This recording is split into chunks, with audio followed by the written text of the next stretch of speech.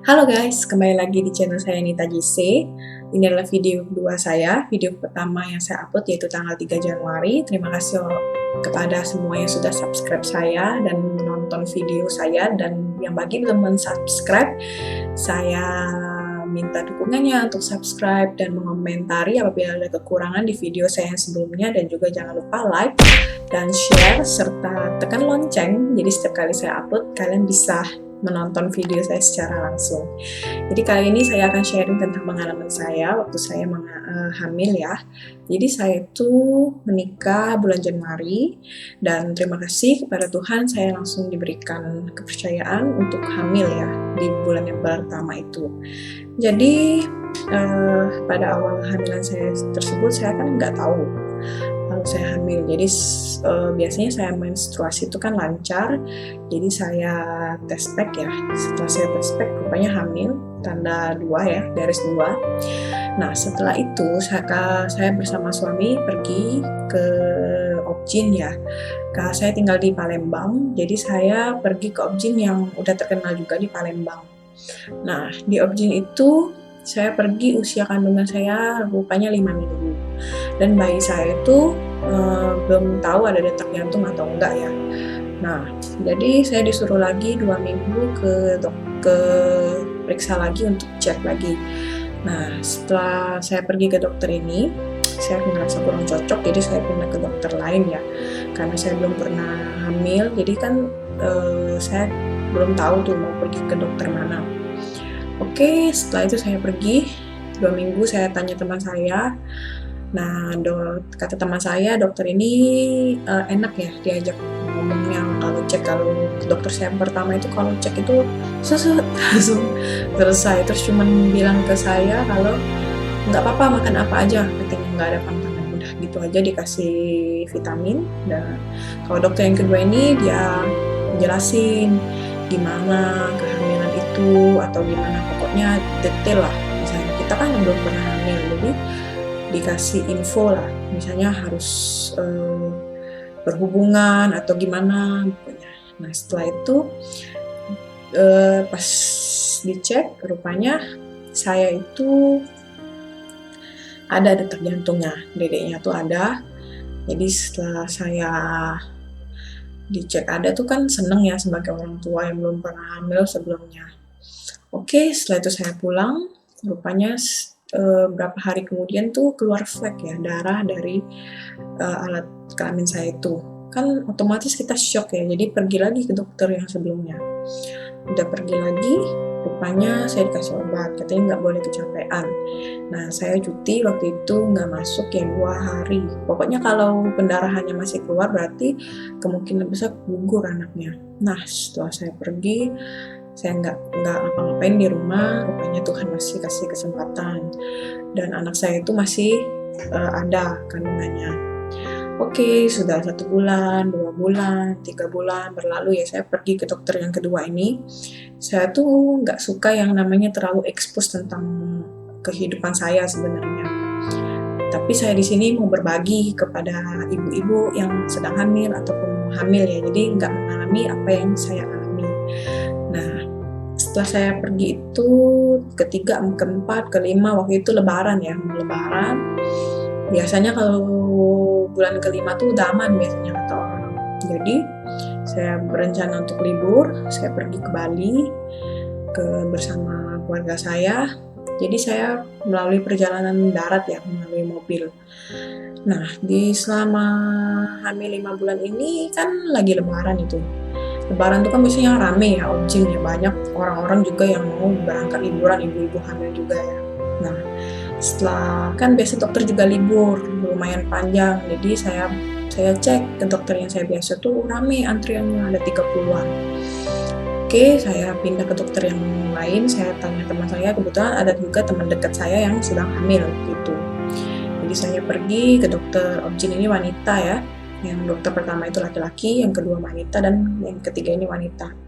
Saya pergi itu dokternya kurang ngomong ya, dikit ngomongnya, cuman ngomong, oh anak kamu ini kurang beratnya, harus makan yang manis-manis.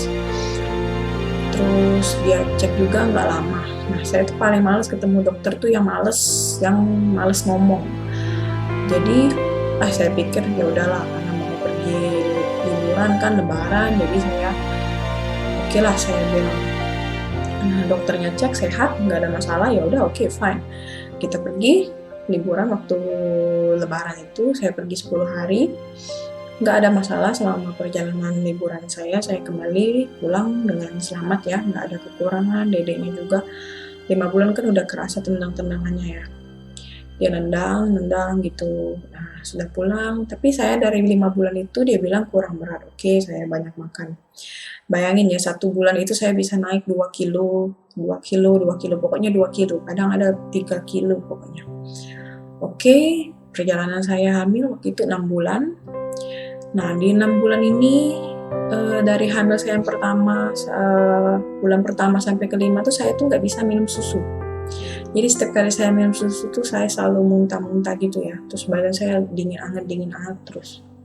Oke, after that kita 6 bulan saya pergi. Jadi rencananya kan dari bulan 1 sampai 5 saya pindah 3 dokter berarti ya. Nah, dokter yang saya bilang yang paling enak itu saya tanya teman lagi, kalau mau melahirkan tuh gimana? Nah, kebetulan dokter ini di rumah sakit ini. Nah, saya sama suami tuh agak males ya sama rumah sakit yang biasa dokter ini tangani, karena dulu ada gimana cerita lah, pokoknya saya nggak mau di rumah sakit ini. Oke, jadi saya mau pindah rumah sakit lain dan dokternya juga lain. Dokter itu nggak bisa. Saya pindah ke dokter lain dan kebetulan dokter ini cowok. Dokter ini juga terkenal di Palembang ini ya, banyak yang udah pergi ke dokter ini, dan dokter ini tuh biasanya maunya nggak mau sesar, biasanya normal. Nah, kita kan berpacu, kalau kita melahirkan pasti normal, nggak mau sesar. Oke, kami pindah ke dokter ini. Nah, pas di 6 bulan, pas dilihat oleh dokternya itu, rupanya kandungan saya tuh kelibit, dedeknya kelibit tali pusar gitu. Oke, apalagi nih kelibit tali pusar. Oke, dokternya bilang mungkin bayinya tuh terlalu banyak main ya di kandungannya, jadi bisa terikat gitu. Oke, jadi saya urus dulu setiap malam biar nggak main tali pusarnya lagi, tali pusar ya. Oke, setelah itu 6 bulan, waktu saya cek di dokter ini, rupanya bayinya juga kurang, beratnya saya lupa, pokoknya kurang 200 atau 300 gram ya, dari berat normal bayinya. Oke, 7 bulan, dokternya bilang, nah kalau 7 bulan kamu kesini lagi katanya. Oke, saya pergi 7 bulan, waktu 7 bulan saya pergi ke dokter yang sama, dan dokternya berkata bahwa anak saya itu beratnya 1,7 gram ya, dan itu masih kurang. Itu di 7 bulan disuruh banyak makan, padahal berat saya itu waktu itu sudah naik ke 2 kilo 14 kilo ya, 14 kilo, mungkin saya udah 16 kilo waktu itu sudah naik. Jadi pipi saya itu sudah gemuk ya, hidung udah lebar, pokoknya udah bontet lah pokoknya. Pokoknya saya tuh makan terus sebenarnya, tiap 2 jam tuh bisa ngemil terus. Kalau orang kan ada yang gak doyan makan, kalau saya tuh doyan makan waktu hamil. Oke, setelah 7 bulan, rupanya bayi saya tuh masih kurang. Nah, saya mulai bingung, saya makan juga, vitamin juga. Pokoknya vitamin, kalsium tuh saya konsumsi terus. Nah, badan juga agak capek ya waktu di hamil ini. Oke, setelah 7 bulan, rupanya dedeknya udah lepasin tali pusarnya. Kita seneng berarti kan, udah kelepas tali pusarnya.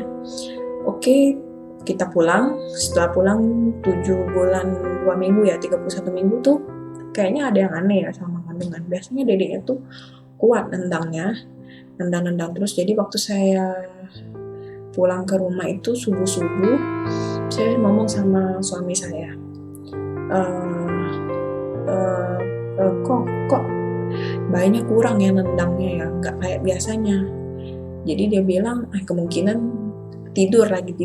Jadi saya tungguin sampai besoknya. Saya kerja masih, tapi sudah nggak bagus ya firasatnya. Jadi siang-siang itu saya pergi ke rumah sakit ya. Waktu itu saya bingung mau tanya kemana, sampai tanya ke ke puskesmas, pokoknya yang punya USG lah pokoknya untuk cek anak saya itu. Udah bingung, baru terpikir tanya suami saya, katanya langsung masuk ke emergency aja. Jadi saya langsung pergi ke emergency, di mana tempat saya memang rencanakan untuk proses melahirkan nanti. Oke, setelah sampai di emergency, dicek detak jantung anak saya itu rupanya udah nggak ada lagi. Tapi dia bilang, Bu, ini bukan pakai USG kan, ini pakai alat yang biasa. Nah, kita tunggu dokter. Bayangin kita udah pergi dari jam 12 harus nunggu dokter itu jam 2 baru datang. Sedangkan kita tuh di emergency ya, berarti keadaan kita tuh darurat. Nah, dia baru datang jam 2, sudah dicek. Oke, dia bilang memang udah nggak ada lagi. Oke, kita nangis, histeris, teriak. Jadi usia kandungan saya itu 31 minggu waktu itu. Oke, sudah nangis, pokoknya puas lah di situ ya, dan histeris. Jadi mama saya kan datang waktu sama suami saya, Dok, ini harus gimana, di sesar ya berarti? Gak usah, kata dokternya, ibunya kuat kok, jadi disuruh lahiran normal aja di mama. Udah, saya lahirin normal. Itu startnya jam 3 ya. Nah, sudah cari kamar untuk bersalin, saya masuk ke kamar bersalin itu, ditemenin mama saya sama suami saya. Perasaannya udah campur aduk ya, bayangin kalau kalian lama mengandung, tiba-tiba terjadi seperti itu. Pasti ibu-ibu yang pernah ngalamin, seperti saya juga tahu bagaimana rasanya. Oke, setelah saya masuk di ruangan, dimasukin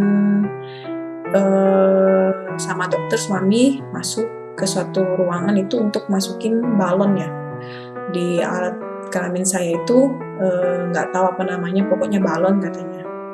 Oke, nah yang saya nggak suka dari dokter ini, yang pertama, kita kan udah sakit, anak kita kan udah nggak ada nih posisinya, dimasukin alat pula. Nah, jadi waktu dimasukin itu kan kaki kita harus dibuka. Dia bilang sama saya, Ibu, kalau ibu nggak bisa kerja sama, ibu nggak bisa kooperatif, gimana mau melahirkannya, dia bilang gitu. Tapi nadanya agak kurang mengenakan ya bagi saya ya, jadi agak kesel juga di situ. Oke, jadi saya turutin ya, jadi kaki saya tuh diikat sama tali juga kayak plester gitu, dibuka kan, dikangkangin. Oke, maaf kalau ucapannya agak gimana. Dimasukin lah alat itu sampai ada keluar darah juga ya, jadi suami saya langsung lihat juga. Oke, jadi setelah dimasukin alat itu oleh dokter, udah masuk ya, saya dibawa lagi ke ruangan bersalin. Yang pertama tuh dimasukin ke ruangan yang nggak tahu ya untuk masukin benda itu ya.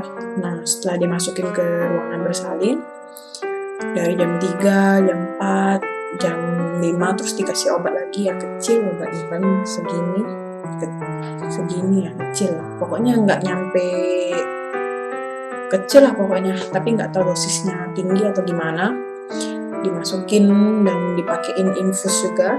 Nah, infus itu ada obatnya juga, ada obat minum, jadi dan dari obat minum sama infus ya dibantu. Nah, itu mungkin induksi ya, induksi dari obat-obatan. Jadi dari situ banyak teman-teman saya yang sudah tahu kabarnya ya datang mengunjungi saya.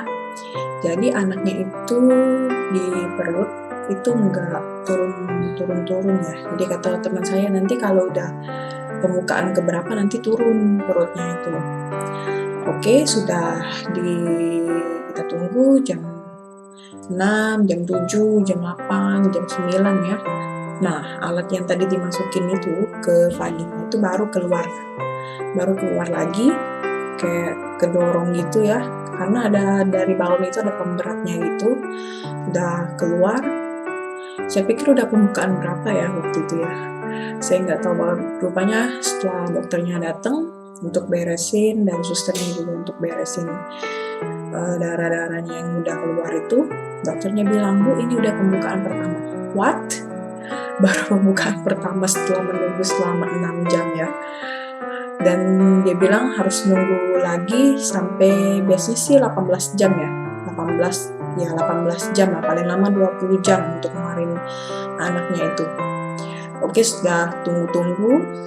jam 10, jam 11, jam 12 mulai sakit ya.